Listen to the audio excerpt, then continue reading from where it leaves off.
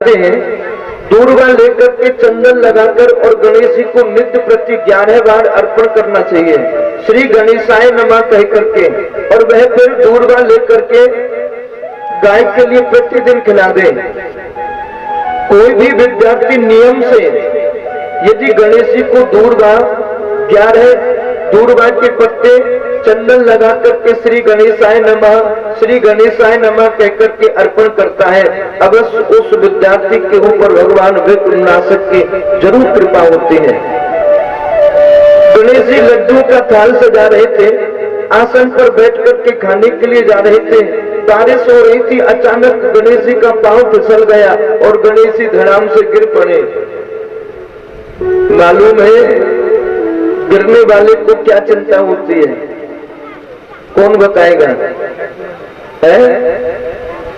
गिरने वाले को किस बात की चिंता होती है? मान लिया हम गिर पड़े तो फिर हमको किस बात की चिंता होगी? गिरने वाले को अपने लगने की चिंता नहीं रहती, गिरने वाले को चिंता रहती है कि मुझे गिरते हुए किसी ने देखा तो नहीं है? आज ऐसे ही गणेश जी को चिंता हो गई कि हम गिर पड़े, हमको गिरते हुए किसी ने देखा तो नहीं। और तो कोई नहीं देख रहा था, रात्रि का समय था, पर उस समय आकाश में चंद्रमा निकल रहा था। गणेश जी को गिरते हुए देखकर चंद्रमा को हंसी आ गई। गणेश जी को बड़ा क्रोध आया, अरे चंद्रमा, तूने मुझे गिरते हुए देखा है तो तेरा कर्तव्य है कि आकर के उठाना चाहिए है? ये मानवता है। और तू उठाने की बजाय मुझे देख करके हंस रहा है। मैं तुझे श्राप देता हूँ, जो आज की रात्रि को जो तेरा दर्शन करेगा उस प्राणी को जीवन में झूठा कलंक लग जाएगा। तो हमें कोई कलंक ना लगे, इसलिए हम लोग गणेश जी का व्रत करते हैं। गणेश चतुर्थी का हम लोग व्रत करते हैं। बिना व्रत किए हुए हमें चंद्रमा के दर्शन नहीं करने चाहिए। विचार करते हैं भूखा तो रहा नहीं जाएगा, एक काम करेंगे चंद्रमा देखेंगे ही नहीं है? और जिस दिन ये सोच रहे हैं कि आज चंद्रमा नहीं देखना है, उस दिन तो जरूर चंद्रमा के दर्शन हो जाते हैं। बार बार आंखें ऊपर की ओर जाती, बच गए अभी चंद्रमा निकला नहीं। थोड़ी देर के बाद में हो ना हो चंद्रमा के दर्शन हो ही जाते हैं। ऐसे व्यक्ति को अवश्य कलंक लग जाता है। लेकिन भगवान इस कलंक को मिटाने के लिए जंगल में प्रसेन की खोज में निकल पड़े। देखा जहाँ प्रसेन मरा हुआ पड़ा है वहां से एक शेर के चिन्ह प्रारंभ हो गए। उन चिन्हों के ऊपर चलते चलते भगवान आगे की ओर गए। देखा जहाँ शेर मरा हुआ पड़ा है वहां से एक भालू के चिन्ह प्रारंभ हो गए। उन चिन्हों के ऊपर चलते चलते भगवान जामवंत की गुफा में जा पहुंचे। जिस मणि के खातिर भगवान को कलंक लगा उस मणि को जामवंती के हाथों में देखा तो जामवंत जी से मांग लिया, भैया जामवंत, इस मणि के खातिर मुझे कलंक लगा है, आप ये मणि मुझे दे दीजिए। जामवंत जी कहने लगे, क्षमा करना श्रीमान, मैं आपको नहीं जानता हूं कि कौन है। जामवंत जी भगवान से कह रहे, मैं आपको नहीं जानता हूं कि आप कौन है, और मैंने ये मणि किसी से दान में नहीं ली, अपने बल से जीता है। तुम मणि लेना चाहते तो मेरे साथ में युद्ध करो। भगवान द्वारकानाथ और जामवंत जी का युद्ध हुआ और ये युद्ध 1-2 दिन नहीं 27 दिन तक ये युद्ध चला। जिस युद्ध में अंत में भगवान की विजय हुई, जामवंत जी आपके चरणों में गिर पड़े। मौसम कौन कुटिन खलुकामी, भगवान मेरे समान दुनिया में कौन पापी होगा है? कौन अज्ञानी होगा जो कि मेरे घर नारायण आए और मैं नारायण का स्वागत करने की बजाय उनसे युद्ध कर बैठा।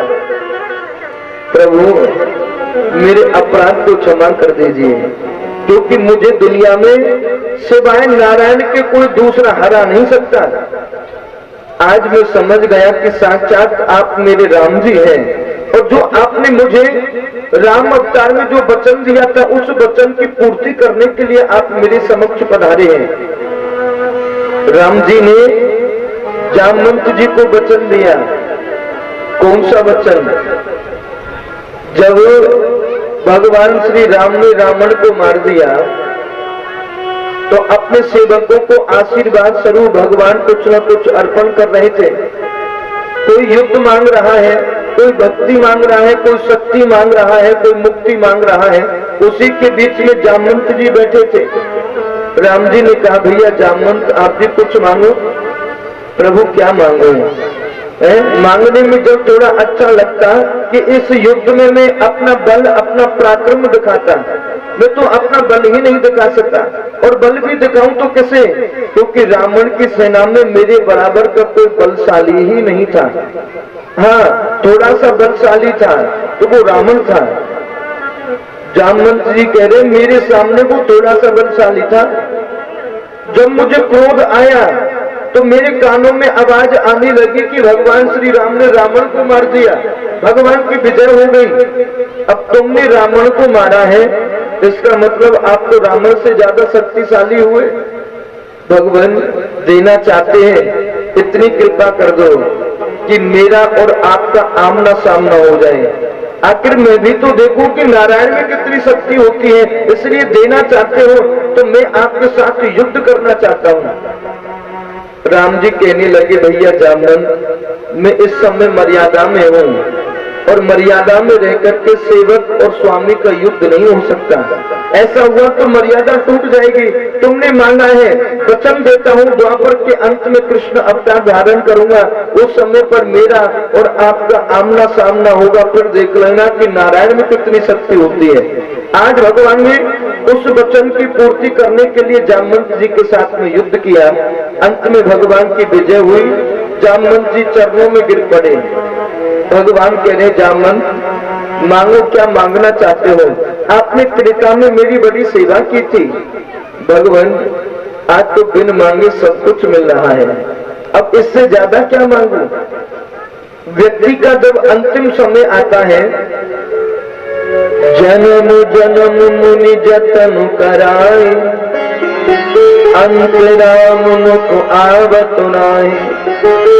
ऋषि मुनि जन्म जन्मांतर कंदरा में छुप करके, पहाड़ों पर बैठ करके, जल में खड़े होकर के आपकी आराधना करते हैं। क्यों?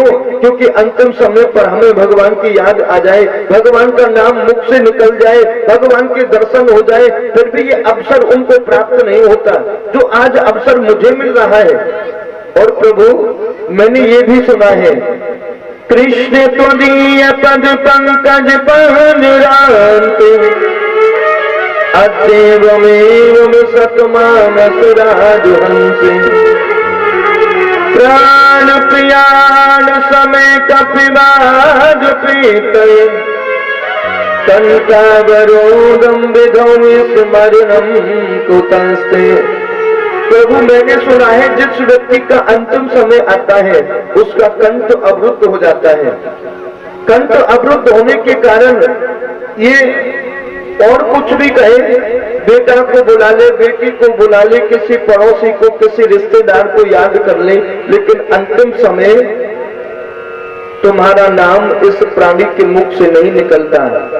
लेकिन आज मैं कितना सौभाग्यशाली हूँ जो कि तुम्हारे साक्षात दर्शन कर रहा हूँ और मुख से आपका नाम भी ले रहा हूँ। अब इससे ज्यादा कुछ नहीं चाहिए।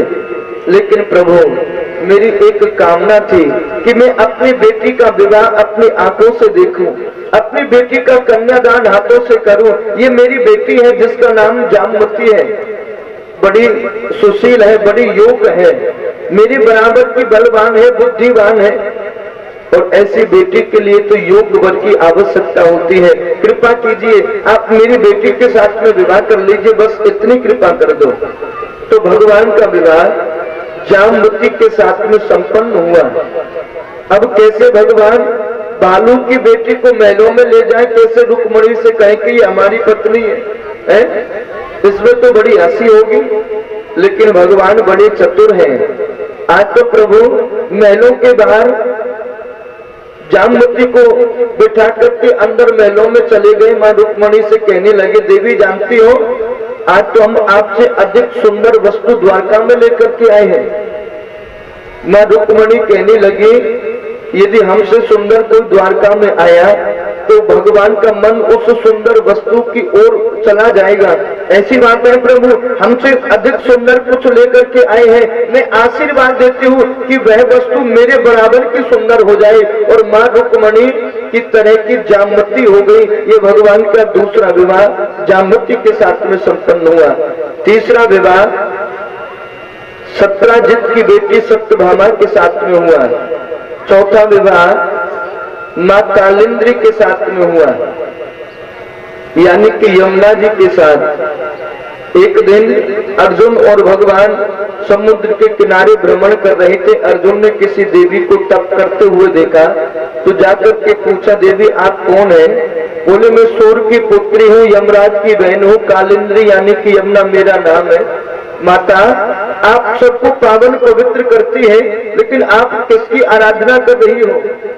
अरे अर्जुन, क्या बताऊं, भगवान जब अवतरित होकर के आए तो इनके पिता वसुदेव मथुरा से गोकुल के लिए लेकर के आ रहे थे। उस समय मैंने भगवान की सुंदर छवि का दर्शन किया। मन ही मन मैंने भगवान को अपना पति स्वीकार कर लिया। पति तो उस समय स्वीकार कर लिया था और विवाह आज तक नहीं हुआ। भगवान प्रसन्न हो जाए, मुझे वरदान देने के लिए जब आएंगे तो मैं उन्हें अपना पति स्वीकार करूंगी, इसलिए मैं आराधना कर रही हूँ। तो भगवान का विवाह माँ कालिंद्री के साथ में संपन्न हुआ। हमारे ब्रज के संत कहते हैं कि श्री यमुना जी और राधा रानी में विशेष कोई अंतर नहीं है। अंतर है तो एक और काम है तो दोनों का एक।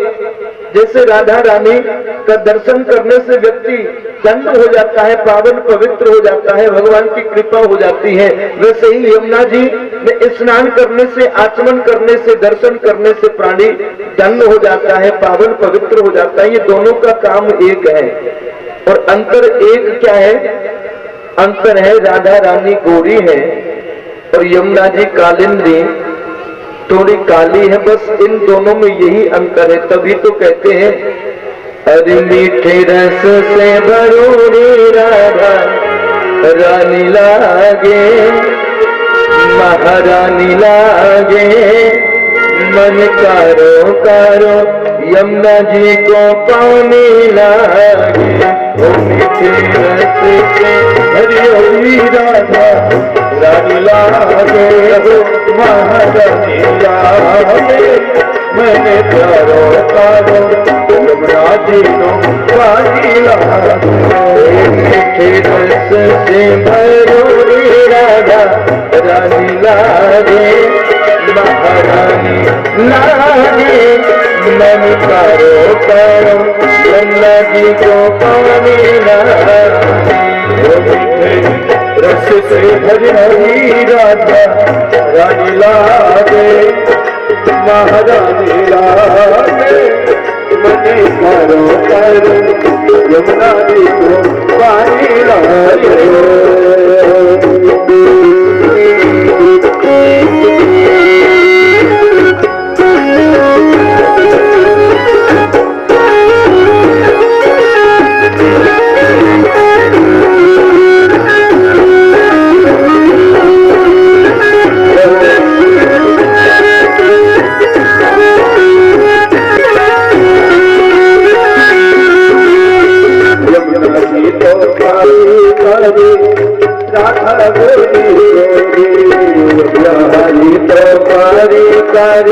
राधा गोरी राधा गोरी गोरी, यमुना जी तो कारी कारी राधा गोरी गोरी, यमुना जी तो कारी कारी राधा गोरी गोरी।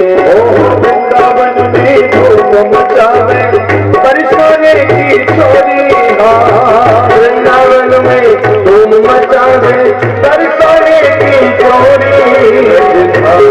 राधा जी रजधानी लागे, महारानी लागे,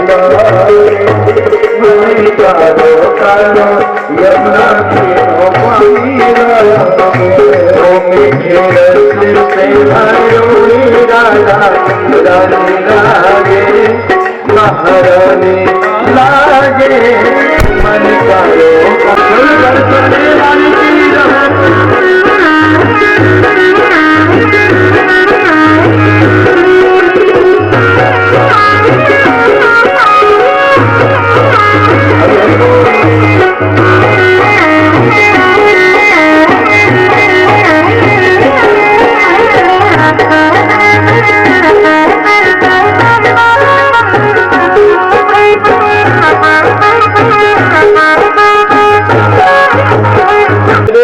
बाजंबार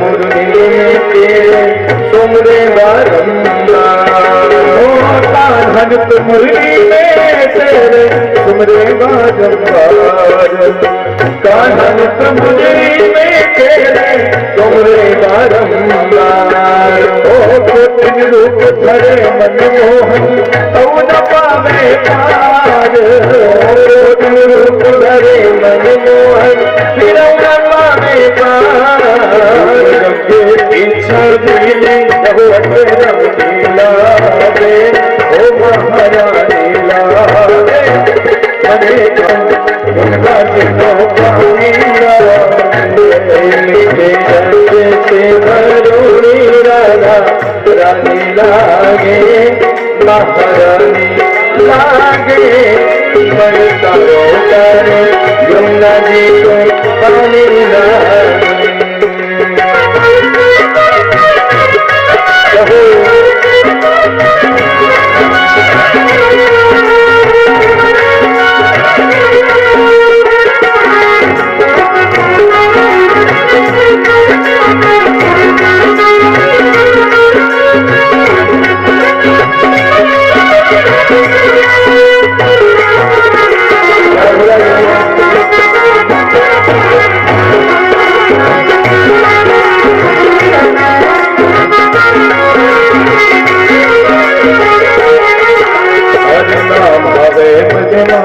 मिश्री अपना और बिठाई भावे मन मातन मिश्री और न कोई मिठाई और ना भावे मन मातन मिश्री अपना और बिठाई ना भावे मन मातन मिश्री और न कोई मिठाई ओ हर जी बढ़िया ने भावे राधा राम मलाई हर जी बढ़िया ने भावे राधा नाम मलाई सुभान की लगे तो जहोड़ लागे ओ महारानी लागे मन कारो कारो यमुना जी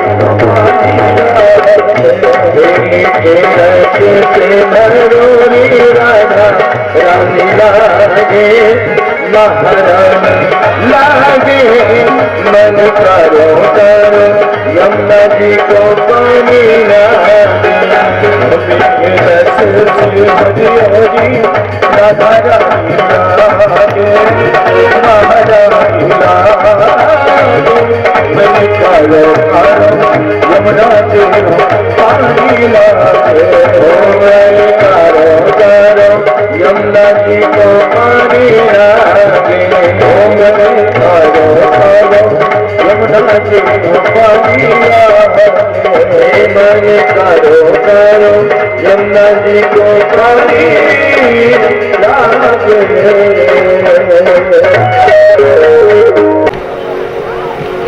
कल भंडारा पा करके ये भी भूल जाना यहाँ कथा भी हुई थी है?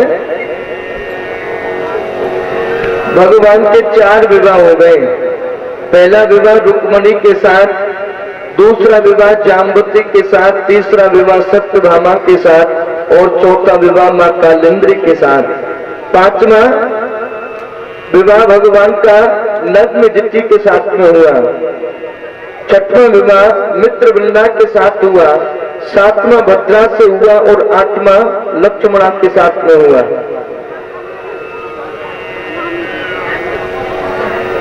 ये भगवान के 8 विवाह हुए, जो कि भगवान की अष्टपट रानी है। और भी भगवान के विवाहों का वर्णन श्री सुखदेव जी ने किया है। एक भौमासुर नाम का असुर, जो कि भूमि से उत्पन्न हुआ, जो पृथ्वी का बेटा, बड़ा शक्तिशाली था ये भौमासुर। लेकिन इसने अपनी शक्ति का दुरुपयोग किया। कोई वस्तु भगवान ने हमको दी है तो हमें उसका सदुपयोग करना चाहिए है? भगवान ने दौलत दी है तो किसी गरीब की सहायता करने के लिए, किसी निर्धन के ऊपर उपकार करने के लिए भगवान ने दौलत दी है। बल्कि दौलत का हमें दुरुपयोग नहीं करना चाहिए। हमारे पास दौलत है तो रोजाना फिर होटलों में जा रहे हैं, उसका दुरुपयोग नहीं, सदुपयोग करना चाहिए। जो भगवान ने वस्तु दी है, हमारे लिए बल दिया है तो निर्बल की सहायता करने के लिए, बल्कि निर्बल के ऊपर अत्याचार करने के लिए भगवान ने हमको बल नहीं दिया। लेकिन यह भौमासुर नाम का असुर बड़ा शक्तिशाली, जिस राजा को जीतने के लिए जाता है अपने बल से उसे जीत लेता है। ये अच्छी बात है। राजा को संतोषी नहीं होना चाहिए। राजा यदि संतोषी हो गया तो वो अपने राज्य का विस्तार नहीं कर सकेगा, और राजा का कर्तव्य है कि वह अपने राज्य का अधिक से अधिक विस्तार करे। ये भौमासुर जिस राजा को जीतने के लिए जाता है उसे बंदी बना लेता है, उसे जीत लेता है। लेकिन अपराध क्या है? जिस राजा को जीतता है उसके राज्य में जितनी भी कन्याएं होती हैं उन सबको बंदी बना करके कारागार में ला करके डाल देता है। ये इसका अपराध है। और इसके मन की इच्छा है कि जब ये कन्याएं 20,000 हो जाएंगी, एक ही मुहूर्त में इनके साथ में मैं विवाह करूंगा। लेकिन अभी तक 16,100 कन्या इस कारागार में भौमासुर के यहाँ बंद हैं। भगवान को इसके विषय में मालूम चला तो भौमासुर को समझाने के लिए गए। भौमासुर, आप शक्तिशाली हैं, अच्छी बात है, लेकिन इन बेचारी कन्याओं का, इन कन्याओं ने आपका क्या बिगाड़ा है जो कि आपने कारागार में बंद करके रखा है? आप मेरा कहना मानो और इनको आप कारागार से मुक्ति दीजिए। ये तो भगवान को ही समझाने लग गया। आप यही तो कहना चाहते हैं जो मैं कर रहा हूं उसका परिणाम मुझे भोगना पड़ेगा। कोई चिंता नहीं है, परिणाम भोगने के लिए तैयार हूं, लेकिन मैं 20,000 कन्या हो जाएंगे तो इनके साथ में मैं विवाह करूंगा, और बिना विवाह किए हुए इनको कारागार से मुक्ति नहीं मिल सकती। भगवान के भी समझाने से भौमासुर नहीं समझा है। तो समझ लीजिए, यदि कोई हमें, हमारा समाज का व्यक्ति, कोई भला व्यक्ति हमें समझा रहा है तो वो हमारी अच्छाई के लिए समझा रहा है, और हम फिर भी उसकी बात को नहीं मान रहे हैं, तो समझ लीजिए कि अब इस व्यक्ति का विनाश निश्चित है। अब इसे कोई दुनिया में बचा नहीं सकता। उसे समझाने के लिए स्वयं भगवान नहीं आएंगे, भगवान ही किसी न किसी के हृदय में विराजमान होकर के उस भक्त को समझाते हैं। और यदि फिर भी वो रास्ता भटक जाएगा तो उसका विनाश हो जाएगा। इसलिए आज भगवान ने भौमासुर को समझाया, फिर भी नहीं समझा, और भगवान का और भौमासुर का युद्ध हुआ।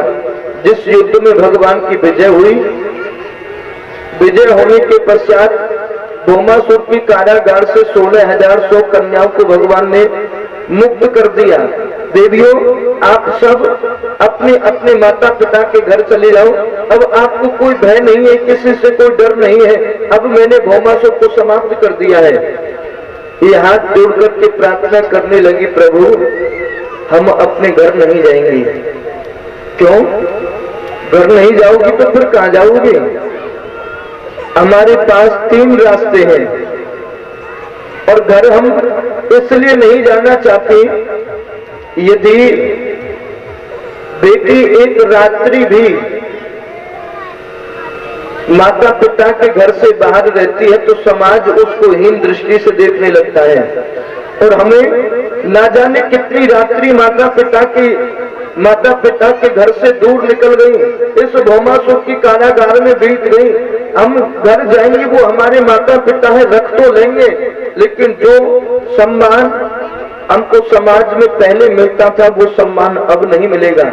और शास्त्र कहते हैं जहाँ व्यक्ति का सम्मान नहीं, जहाँ स्वागत नहीं, जहाँ व्यक्ति का प्रेम नहीं, कोई भाव नहीं, ऐसे स्थान पर हमको बिल्कुल भी नहीं जाना चाहिए। इसलिए हम प्रार्थना करते हैं कि हम अपने घर नहीं जाएंगे। तो फिर कहाँ जाओगे?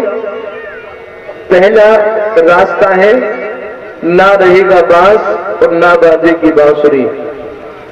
हमको आत्महत्या करके मर जाना चाहिए।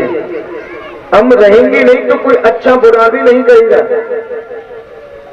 और दूसरा रास्ता, प्रभु हम किसी गलत रास्ते पर चली जाए, भगवान हाथ जोड़ करके प्रार्थना करने लगे, देवियों ये दोनों ही रास्ते उचित नहीं है, दोनों ही रास्ते मेरे ऊपर एक कलंक लग जाएगा यदि दोनों रास्तों में से आपने एक भी रास्ता अपना लिया। भगवान के होते हुए 16,100 कन्या आत्महत्या करके मर गई, किसी गलत रास्ते पर चली गई, पृथ्वी के ऊपर पाप होने लगेगा। तीसरा रास्ता कौन सा है? प्रभु आप सर्व अंतर्यामी हैं, सब कुछ जानने वाले हैं, आपसे कुछ छुपा हुआ नहीं है। यदि आप पृथ्वी को पाप से बचाना चाहते हैं तो आप हमें अपनी पत्नी स्वीकार कर लीजिए। जब ऐसी दृष्टि, ऐसी बातें भगवान के कानों में गई तो भगवान ने इस पृथ्वी को पाप से बचाने के लिए एक ही मुहूर्त में 16,100 कन्याओं के साथ में भगवान ने विवाह संपन्न किया। तो भगवान के 16,108 विवाह संपन्न हुए। प्रत्येक रानी से 10-10 बेटा और एक बेटी का जन्म हुआ। अभी आप लगाते रहना कि भगवान की कितनी संतान हुई थी, हैं? कुल मिलाकर जिस यदुवंश में भगवान आए उस यदुवंश की जो गणना है, भागवत जी में 56 करोड़ यदुवंशियों की गणना लिखी गई है कि भगवान इस पृथ्वी के ऊपर 56 करोड़ यदुवंशियों के साथ में राज्य किया करते थे। इतना विशाल भगवान का परिवार, और हम लोग 1 से 2 हो जाए तो वही खटपट शुरू हो जाती है, लेकिन भगवान के यहाँ कोई खटपट नहीं है। बड़ी प्रसन्नता से परिवारी जन रहते हैं, बड़े आनंदित रहते हैं। बंधुओं, बड़े आनंद में द्वारकावासी है। एक समय के बाद पांडवों की ओर से एक पत्र आया जिसमें पांडव राजसी यज्ञ करना चाहते हैं। भगवान ने अर्जुन से कहा, अर्जुन राजसी यज्ञ करने का वो अधिकारी है जिसने पृथ्वी के ऊपर सभी राजाओं को जीत लिया हो, या फिर जीता नहीं है तो उस राजा की सलाह उस राजा के प्रति हो कि हम आपके साथ में हैं, आप राजसी यज्ञ कीजिए। आपने सबको जीता है, लेकिन अभी मगध देश का राजा जरासंध, उसके ऊपर आपने विजय नहीं पाई। राजसी यज्ञ करने से पहले पहले आप जरासंध को जीतने के लिए चलिए। भगवान भीम और अर्जुन ने तीनों ब्राह्मण का रूप बना करके मगध देश जा पहुंचे। वहां जाकर के प्रातः काल का समय जरासंध भोलेनाथ की आराधना करके निकल रहा है। द्वारे पर 3 याचक, 3 ब्राह्मणों को देखा याचक के रूप में, यानी कि कुछ लेने की इच्छा में 3 ब्राह्मण खड़े हैं। आज तो जरासंध प्रसन्न हो गया, अरे वाह, मेरे द्वारे पर ब्राह्मण आए हैं। हाथ जोड़ करके स्वागत किया। हे ब्राह्मण देव, ये जरासंध सर्वप्रथम आपके चरणों में प्रणाम करता है। आज तो आपने मेरे ऊपर बड़ी कृपा की है। आप ही ब्राह्मणों की कृपा से जानते हो मैंने कृष्ण के ऊपर विजय पाई। जिस कृष्ण को दुनिया में कोई नहीं जीत सकता, उस कृष्ण को इस जरासंध ने जीत लिया। कहिए आप क्या चाहते हैं? भगवान ने जरासंध से कहा कि हम ऐसे नहीं मानेंगे, देना चाहते हो तो पहले 3 वचन दो। 3 वचन दे दिए, जो मांगोगे वही मिलेगा, कुछ भी मांगो। भगवान ने जरासंध से मांग लिया कि हम आपसे युद्ध करना चाहते हैं। जरासंध कहने लगा, पर आप ब्राह्मण नहीं हो सकते हैं। यदि ब्राह्मण होते तो युद्ध की कल्पना भी ब्राह्मण नहीं करता है। ब्राह्मण की तो इच्छा होती है, सर्वे भवन्तु सुखिनः सर्वे सन्तु निरामया सर्वे भद्राणि पश्यन्तु मा कश्चित् दुःखभाग् भवेत्। जो ब्राह्मण होता है वह तो कल यह सोचता है कि सभी दुनिया में सुखी हो, सब प्रसन्न हो, क्योंकि जब सबके घर प्रसन्नता होगी तो ब्राह्मण को बुलाया जाएगा मंगल कार्य के लिए। जब मंगल कार्य होंगे ब्राह्मण को उसके बदले दक्षिणा मिलेगी, दक्षिणा के बदले वह अपने परिवार का लालन पालन करेगा। इसलिए ब्राह्मण संसार के सुख की कामना करता है। और तुम कैसे ब्राह्मण हो जो कि युद्ध मांग रहे हो, युद्ध करना चाहते हो? वास्तविक परिचय दीजिए कि आप कौन हैं। भगवान कह रहे हैं, जरासंध जो मेरे आगे खड़ा हुआ है कि कुंती का बेटा भीम, जिस भीम की गदा का प्रहार कौन नहीं जानता है। मेरे पीछे जो खड़ा है ये अर्जुन, और इन दोनों का परिचय सुनकर के वैसे आप मुझे पहचान गए होंगे, लेकिन फिर भी परिचय देता हूं कि मैं देव की वसुदेव का पुत्र कृष्ण, जिससे कृष्ण ने 17 बार तुझे मथुरा में हरा दिया था। अच्छा, आप वो कृष्ण जो कि मेरे सामने रण को छोड़ करके भाग गए थे? अरे कृष्ण जो पहले से ही भगोड़ा है, जो पहले से रण को छोड़ करके भाग गया हूं, उसके साथ में मैं क्या युद्ध करूंगा? जरासंध विचार कर रहा है, जैसे तैसे ब्राह्मणों की कृपा से कृष्ण को जीता और आज युद्ध करने लग गया तो किए किराए पर पानी फिर जाएगा, इसलिए पहले ही मना कर दो, मैं आपसे युद्ध नहीं करूंगा। और अर्जुन मेरे समान बलशाली नहीं है, हाँ भीम मेरे समान बलशाली है। भीम के साथ में युद्ध हुआ, धर्म का युद्ध हुआ। सूर्य उदय होते ही दोनों योद्धा युद्ध भूमि में पहुंच जाते हैं और सूर्य अस्त होने के बाद दोनों एक साथ में बैठ करके बातें करते हैं, ऐसा युद्ध हुआ। आज पहले दिन का युद्ध, जरासंध ने भीम को इतना मारा कि भीम की एक एक नस को ढीला कर दिया। हाथ जोड़ करके भीम भगवान से कहने लगा, मैं कल युद्ध करने नहीं जाऊंगा। क्यों? अरे जरासंध मेरे जीतने में नहीं आता है। भगवान कह रहे हैं कि आप कल युद्ध करने के लिए जाओ ना, तो मेरी ओर देखते रहना, जैसे मैं संकेत करूं आपको वैसे युद्ध करना है। अब तो भीम की आंखें भगवान की ऊपर लगी कि भगवान क्या संकेत करेंगे। भगवान ने पृथ्वी से तुलका उठाया, उसके 2 भाग कर दिए। भीम समझ गया कि भगवान चाहते कि इस जरासंध के 2 भाग कर देने चाहिए। 2 भाग कर दिए। देखते ही देखते जरासंध दोबारा से जुड़ गया और फिर खड़ा होकर के युद्ध कर रहा है। बार बार भीम जरासंध के 2 भाग कर देता है और जरासंध फिर दोबारा जुड़ करके फिर युद्ध करने लग जाता है। क्यों? ऐसा कैसे हो सकता है? जो जरासंध के पिता थे ना, वो मगध देश के राजा थे, उनके 2 पत्नी थी, कोई संतान नहीं थी। संतान के लिए एक संत ने जरासंध के पिता को एक फल दे दिया, राजन ये फल अपनी रानी को खिला देना, मेरा आशीर्वाद है आपके घर बेटा हो जाएगा। अब फल 1 और रानी 2। राजा तो सोचने पड़ गया कि मैं किस रानी को फल दूं, किसे ना खिलाऊं। राजा ने निश्चय किया कि इस फल के 2 भाग कर देने चाहिए, आधा फल एक रानी को, आधा फल दूसरी रानी को। दोनों ही रानियां गर्भवती हो गई और संतान को जब जन्म दिया तो एक रानी ने शरीर के एक भाग को जन्म दिया और दूसरी रानी ने शरीर के दूसरे भाग को जन्म दिया। राजा को मालूम चला कि बेटा तो हुआ है, पर बेटा अद्भुत, इसके होने से तो समाज में मेरी और हंसी होगी। राजा ने कह दिया कि इस बालक को जंगल में फेंक दो, मुझे जरूरत नहीं है। एक टोकरी में बंद करके इस बालक को जंगल में सेवकों ने जाकर के डाल दिया। जिस जंगल में एक जरा नाम की राक्षसी रहती जो कि तांत्रिक विद्या जानती है। जरा राक्षसी इस बालक की रोने की आवाज सुनकर के दौड़ी दौड़ी चली आई।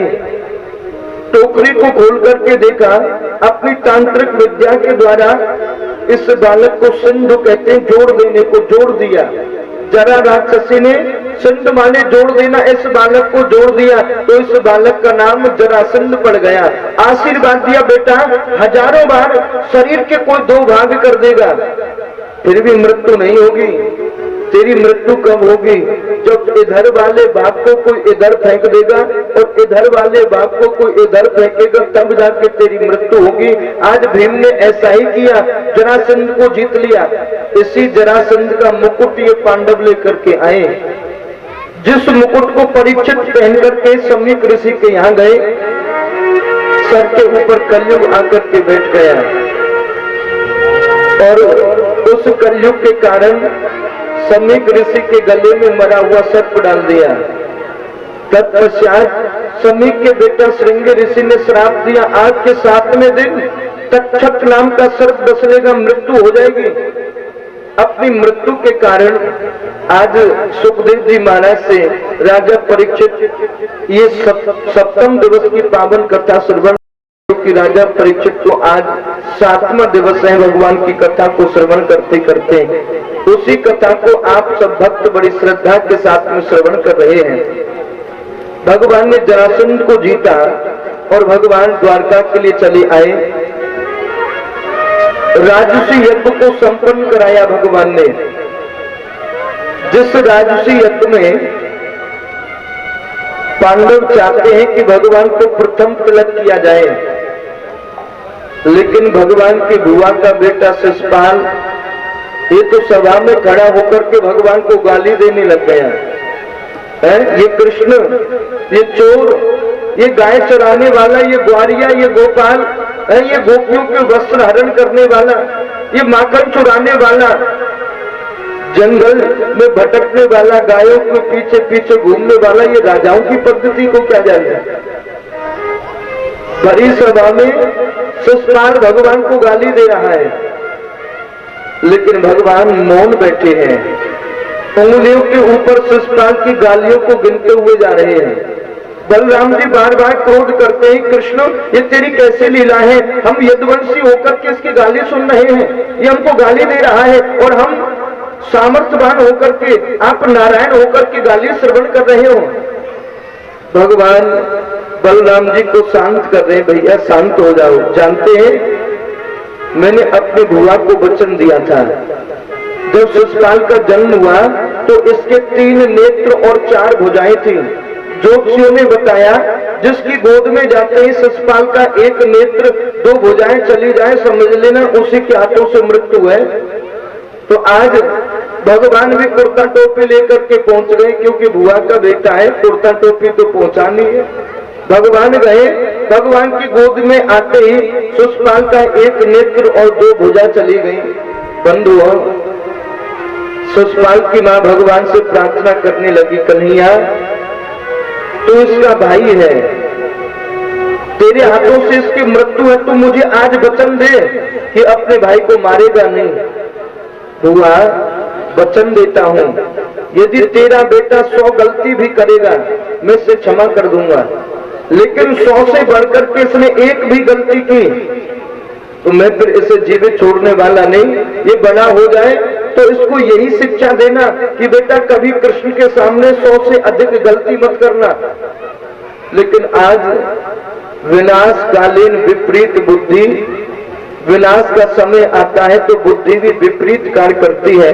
शिशुपाल ने भगवान को लगातार 100 गालियां दी, फिर भी भगवान ने इसे शांत किया। शिशुपाल सावधान, अब मेरे जो वचन थे उस वचन की पूर्ति हो चुकी है, तेरी 100 गाली मैंने क्षमा कर दी, यदि अब तूने 1 भी गाली दी तो तुझे जीवित छोड़ने वाला नहीं हूं।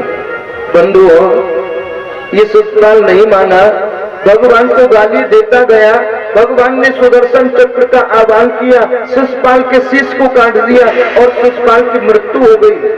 लेकिन आश्चर्य, इस शिशुपाल के शरीर से तेज ज्योति निकली और वह ज्योति भगवान के चरणों में जाकर के लीन हो गई।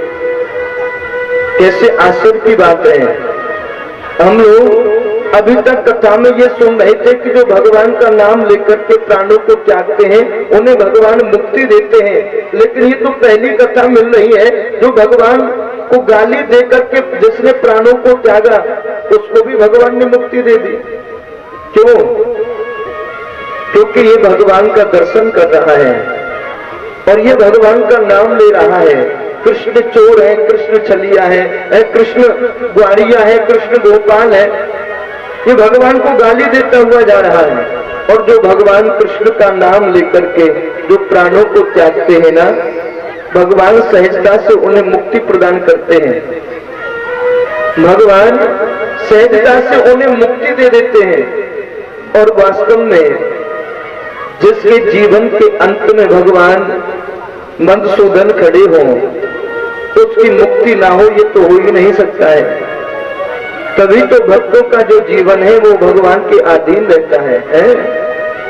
तभी तो भगवान के भक्त कहते हैं, कन्हैया जीवन है तेरे हवाले, ओ मुरलिया वाले, बाके मुरलिया वाले, बाके सबरिया प्यारे, ओरे मुरलिया वाले, बाके सबरिया प्यारे, जीवन है प्यारे, जीवन है तेरे हवाले, मुरलिया वाले, जीवन है तेरे हवाले, मुरलिया वाले, जीवन है तेरे हवाले, मुरलिया वाले, जीवन है तेरे हवाले, मुरलिया वाले, बाकी मुरलिया वाले, बाकी सबरिया प्यारे, बाकी मुरलिया वाले, बाकी सबरिया प्यारे, बाकी मुरलिया वाले, बाकी सबरिया